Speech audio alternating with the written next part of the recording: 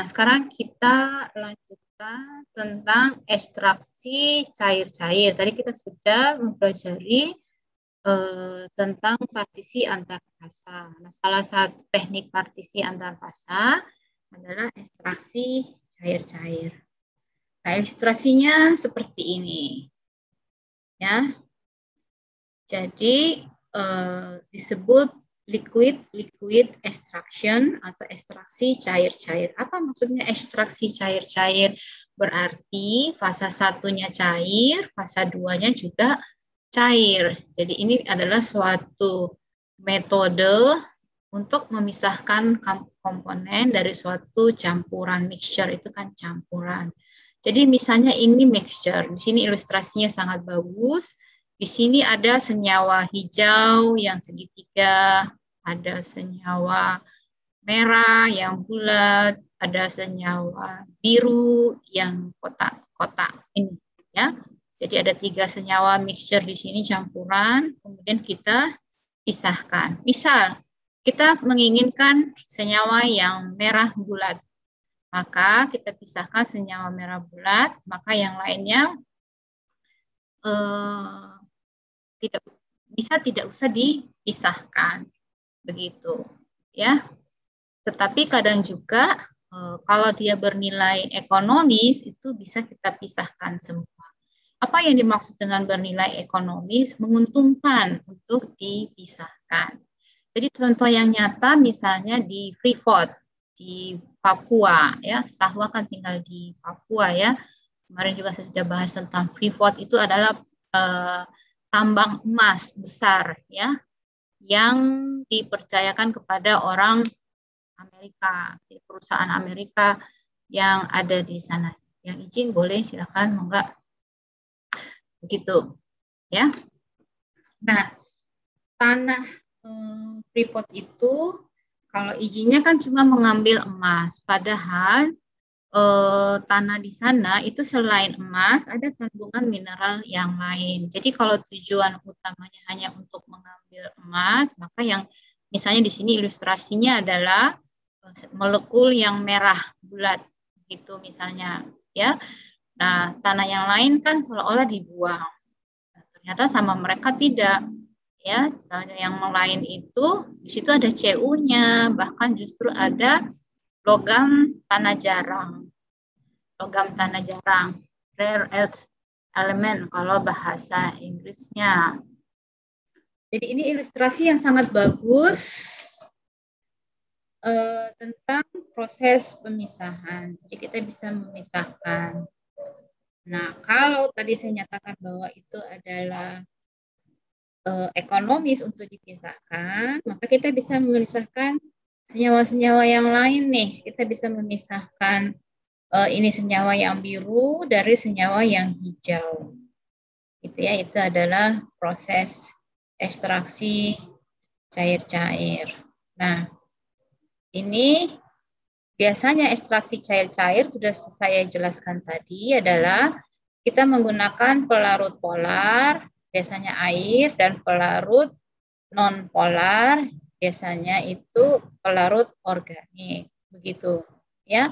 Jadi ini contohnya adalah ether, tadi sudah dijelaskan. Seperti tadi yang menjawab Ali Rahman, ya, tentang ether adalah salah satu pelarut organik yang bersifat non-polar, sehingga dia tidak bercampur. Jadi ada fasa 1 dan fasa 2. Kalau dia sama-sama polar, maka pelarut 1 dan pelarut 2 bercampur. Jadi fasanya cuma 1. Padahal kita menginginkan di sini ada 2 fasa. 2 fasa itu nanti bisa terlihat. Jadi seperti kalau di rumah mungkin air dengan minyak, ya. Air dengan minyak itu adalah 2 fasa yang berbeda. Tidak akan bercampur karena air bersifat polar dan minyak yang bersifat non-polar. Nah, dengan prinsip ini kita bisa melakukan proses pemisahan. Jadi, spesies-spesies atau analit yang non-polar yang ada di dalam sampel kita akan bisa berpindah, berpartisi, terdistribusi ke pelarut lain yang bersifat non-polar. Gitu ya. Ada pertanyaan sampai di sini? Ini tadi persamaannya, ya, konstanta distribusi K itu adalah konsentrasi zat terlarut pada solvent 2 dan konsentrasi zat terlarut pada solvent 1. Kalau K-nya besar, berarti zat terlarut itu lebih banyak terdistribusi pada pelarut yang pertama. Ya, itu. Nah, ini ilustrasinya. Jadi misal keterangannya begini nih. Keterangannya bisa dilihat jika ada 30 partikel. Jadi kita punya 30 partikel, kemudian terdistribusi pada volume yang sama antara volume 1 dan volume 2. Jadi sama-sama 100 mili. Nilai K-nya sama dengan 2. Berarti kalau 30 partikel nilai K-nya 2, maka ada 20 partikel pada solvent yang kedua dan ada 10 partikel pada solvent yang pertama. Nah, kalau kita punya 300 distribusi partikel, ini ilustrasinya, maka sama karena K-nya kan tetapan ya untuk pelarut yang sama tetapan. Jadi K-nya nilainya kan 2, berarti 200 bagi 100 gitu. Sehingga kalau kita double pelarut yang kedua, misalnya 200 mili, maka jumlah partikelnya itu tetap sebagai 2 ya. Jadi 240 dibagi 200, 60 dibagi 100, jadi nilainya 2. Jadi kesimpulannya, jika kita menggunakan pelarut kedua volumenya lebih banyak, maka kita bisa mengekstrak lebih banyak partikel zat terlarutnya. Sampai di sini sudah paham? Sudah paham sampai di sini? Jadi nilai K itu tetapan. Kalau tetapan berarti konstan. Konstannya di sini relatif, bukan absolut. Paham apa yang dimaksud dengan absolut, dengan relatif?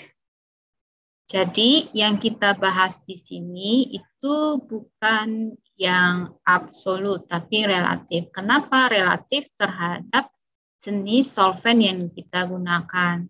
Kalau solvent satunya air, solvent duanya ether, misalnya konstantanya 2. Tapi kalau solvent satunya air, solvent duanya itu alkohol, mungkin nilai K-nya akan berubah karena perbedaan jenis solventnya, maka nilai K-nya akan berubah. Jadi dia adalah tetapan yang relatif. Relatif terhadap apa? Tergantung dari solvent yang digunakan.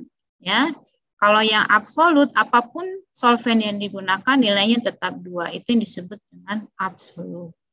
Begitu ya, sudah jelas. Oke, sampai di sini sudah jelas. Kita lanjutkan ke yang berikutnya. Jadi kita sudah tahu tadi kesimpulannya. Iya. Masih bingung penjelasan yang solvent sama absolut tadi. Jadi yang begini. Apa konstantanya? Iya, baik. Jadi konstanta itu artinya tetapan artinya dia tidak berubah nilainya ya. Tapi ternyata ada 2 jenis. Jadi ada tetapan yang absolut itu tidak berubah ya. Tapi ada juga tetapan yang relatif. Kalau absolut itu tidak berubah, jadi apapun misalnya dalam hal ini ekstraksi, pelarut yang dipakai nilainya tetap. Jadi kita mau pakai pelarutnya ether, mau pakai etanol, mau pakai N-heksan, itu nilainya tetap 2. Itu berarti namanya tetapan absolut. Tidak berubah apapun pelarutnya, kondisinya. Nah, gitu. Tapi kalau tetapan yang relatif, itu berarti dia tetap relatif terhadap apa? Jadi kalau pelarutnya itu misalnya apa lagi namanya tadi dalam hal ini ether, maka pelarut untuk ether dia tetap nilainya 2. Bagaimanapun kondisinya dia nilainya tetap 2 tetapannya, K-nya, konstantanya. Tapi kalau kita ganti pelarutnya dia etanol, begitu, maka nilai K-nya berubah. Begitu. Karena sifat ether kan nonpolar, sedangkan etanol itu sifatnya polar, maka nilai K-nya berubah, nilai konstantanya berubah. Itu namanya tetapan relatif. Dia berubah, relatif. Dia tetap tergantung dari pelarutnya. Dia bisa berubah. Nilainya relatif. Kalau absolut itu nilainya tetap. Gitu ya. Oh, contohnya ya absolut. Oh, tetapan ini Ka. Tetapan disosiasi asam. Misalnya asam asetat, tetapan disosiasi asam asetat. Itu nilainya tetap. Tidak berubah apapun misalnya pelarutnya yang dipakai. Gitu. Ya. Jadi itu berarti tetapan yang konstan, yang absolut tidak berubah, kondisinya apapun dia tidak berubah. Sudah jelas, Mbak Fadila? Ada lagi yang mau ditambahkan? Bu, maaf mau nanya lagi, masih bingung. Kalau yang relatif itu berdasarkan apanya? Apakah, oh nanti kalau misalnya pakai pelarut ini nanti relatif atau ada ciri khususnya nggak, Bu? Bisa dikatakan ini relatif. Betul. Ya, jadi Mbak mungkin sudah belajar kromatografi, sudah pernah praktikum pakai ini enggak? Apa ya namanya? Kertas, kromatografi kertas. Jadi kalau pakai sudah pakai sebelum kromatografi kertas. Kalau di teknik laboratorium itu salah satu teknik kan kita menggunakan kromatografi kertas, ya. Nah itu juga ada namanya nilai RF. Nilai RF itu adalah jarak tempuh dari analit, ya, dibandingkan dengan jarak tempuh pelarut. Jadi kan pelarutnya tentu jalannya lebih cepat, toh, kan partikelnya nanti akan mengikuti. Sudah paham? Sudah pernah pakai